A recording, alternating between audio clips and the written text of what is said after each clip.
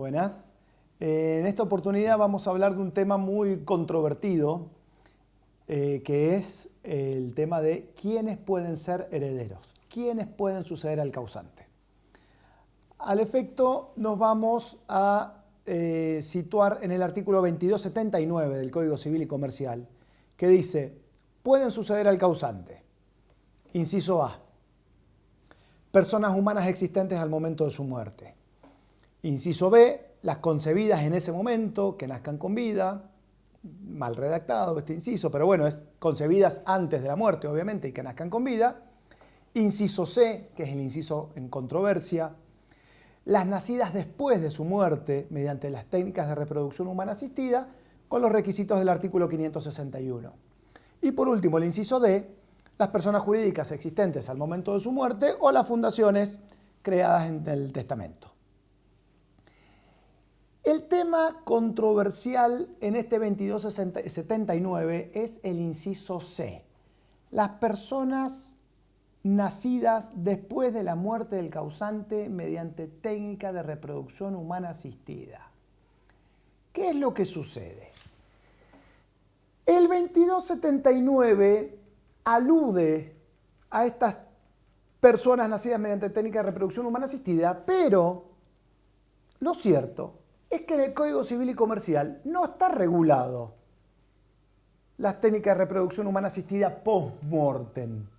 Sí lo estuvieron en el anteproyecto del 2012.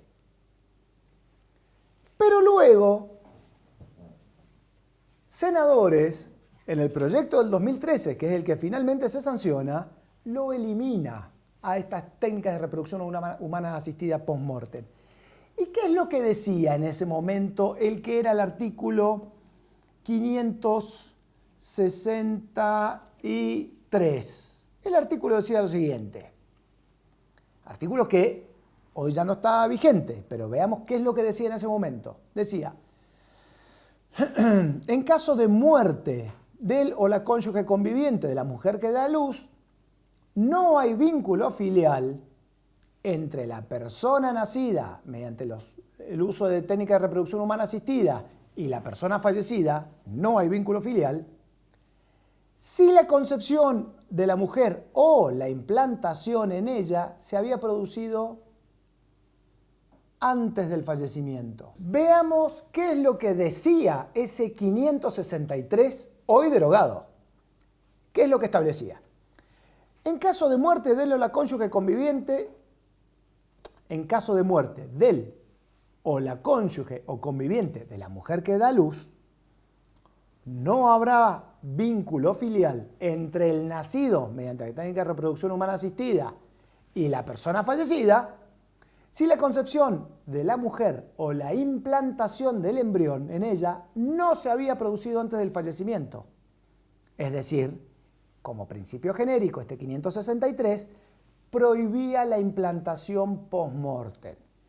Pero a continuación, como nos tienen acostumbrados estos artículos, que en el mismo artículo tienen la excepción, decía, no será de aplicación lo dispuesto en el artículo anterior si la persona lo consiente, con los requisitos que establece el consentimiento para las técnicas de reproducción humana asistida, denominadas TRA, por sus iniciales, si lo consiente, ¿sí? que sea realizada esta TRA con posterioridad a su fallecimiento y si la implantación o concepción en ella se produce dentro del año siguiente al deceso. Es decir, nos daban, un año para que se concibiera o se implantara este embrión. En consecuencia con este 563, voy despacio porque es un tema muy espinoso. En consecuencia con esto, el artículo 19 sobre comienzo de la vida humana del Código Civil y Comercial también tenía otra redacción en ese entonces. Estamos hablando, repito, del anteproyecto del Código Civil y Comercial del año 2012. Hoy no vigente, pero estamos hablando de ese anteproyecto. Ese anteproyecto, repito, permitía las TRA post-mortem, con consentimiento, siempre que la implantación o la concepción se produjese dentro del año del fallecimiento. Y el 19 decía que el comienzo de la existencia de la persona humana comenzaba o con la concepción en el seno materno o, en el caso de Tra, con la implantación del embrión en la mujer. Entonces, sucede algo muy particular, que es que este anteproyecto del 2012 finalmente no es aprobado. Hay varias conjeturas al respecto, la mayoría de ellas de índole políticas, donde también puede llegar a involucrarse la religión o la iglesia, pero son simplemente conjeturas. Lo cierto es que en el 2013 senadores finalmente no aprueban este anteproyecto del 2012 y se modifica. Y finalmente se sanciona en el 2014 lo que hoy conocemos como Código Civil y Comercial, sin que esté permitida las tra post-mortem, modificándose también el artículo 19. Artículo 19 que hoy por hoy dice que la vida humana comienza con la concepción. Pero, pese a que no están permitidas hoy por hoy, vamos a hablar de lo que es hoy por hoy el Código Civil y Comercial vigente, pese a que no están permitidas las tra post-mortem, el 2279 me las menciona. Y me dice que puede suceder al causante los nacidos después de la muerte mediante técnica de reproducción humana asistida con los requisitos del 561. Eso es el texto expreso del Código Civil vigente, Código Civil y Comercial vigente. Me remite al 561.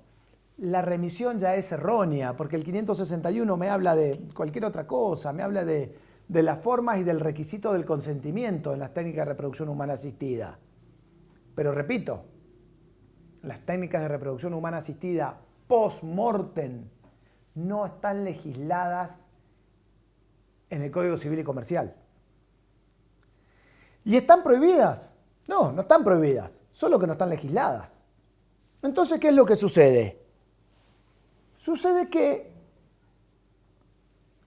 hay muchos fallos jurisprudenciales anteriores a la sanción del Código Civil y Comercial y posteriores a la sanción del Código Civil y Comercial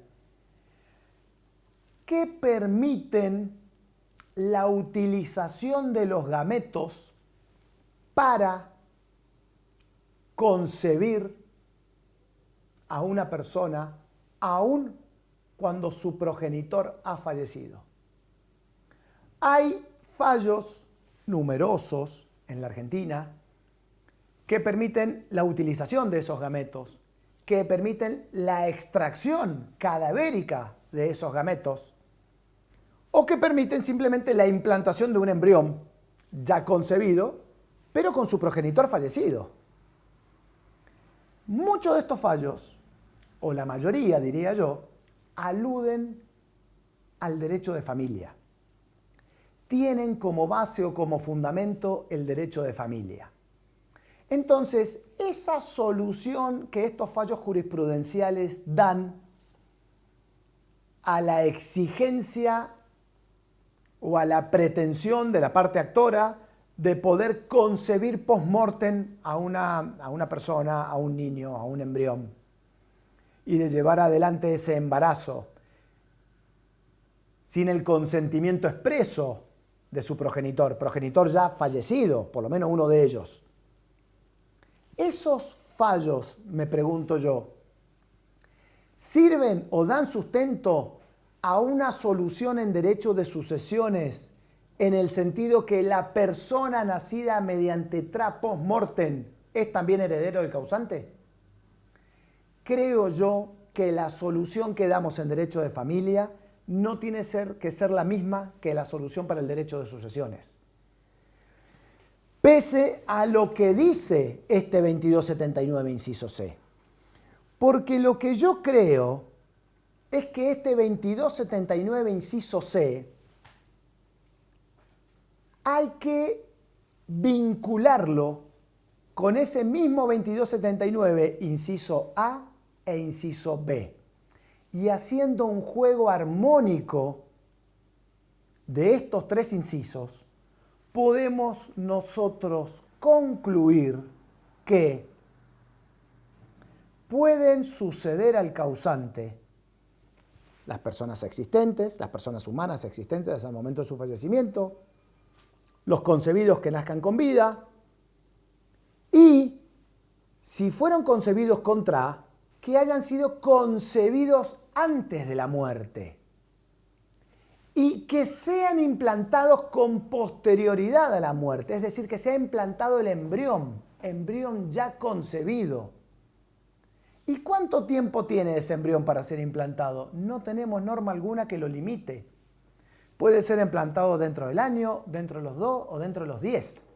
Pero lo cierto es que el causante en vida otorgó su consentimiento para esa concepción de ese embrión. Por lo tanto, repito, si hacemos jugar el inciso C con los incisos A y B, nosotros podemos concluir que el embrión fue concebido y esa concepción fue consentida por ese progenitor que luego falleció. Es decir, existió voluntad procreacional en los términos del 561. El causante en vida consintió el uso de sus gametos, consintió la concepción del embrión. Lo que sucedió es que el embrión no fue implantado porque él ya falleció, pero sí estaba concebido. Por lo tanto, estando concebido, podrá nacer y heredarlo, en tanto existe voluntad procreacional. Y esa implantación no está sujeta a plazo o término alguno, desde que no hay norma que lo regule. Entonces, poder interpretar correctamente este 2279, inciso C, es de una importancia trascendental hasta tanto las técnicas de reproducción humana asistida post-mortem sean reguladas en este sentido o en otro por una futura reforma del Código Civil y Comercial. Muchas gracias.